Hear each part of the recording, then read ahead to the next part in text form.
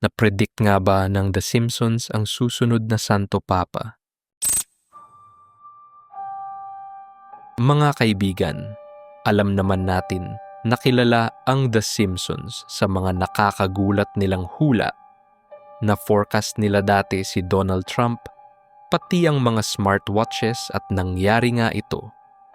Pero paano kung pati ang susunod na Santo Papa na-predict na rin nila? At ito pa mga kaibigan, may isang lumang eksena sa The Simpsons na hindi masyadong kilala. Sa eksenang ito, makikita ang isang Pilipinong Santo Papa na nasa Vatican. Nakaputing kasuotan, kumakaway sa mga tao, walang binanggit na pangalan.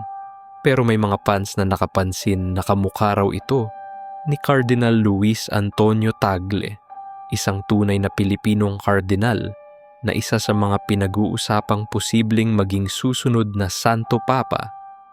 Pero eto na ang nakakakilabot mga kaibigan.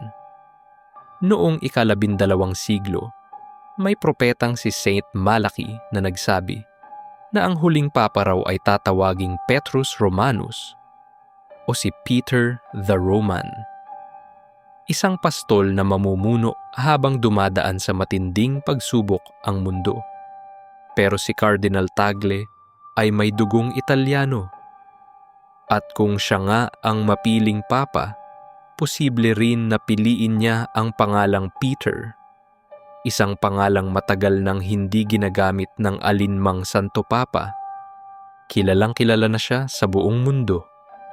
May dugong Tsino, Pilipino at Italyano at parang tulay ng silangan at kanluran. At sa panahong ang simbahang Katolika ay unti-unting lumilipat ng sentro mula Europa patungo sa mga umuunlad na bansa, isa siyang malakas na kandidato.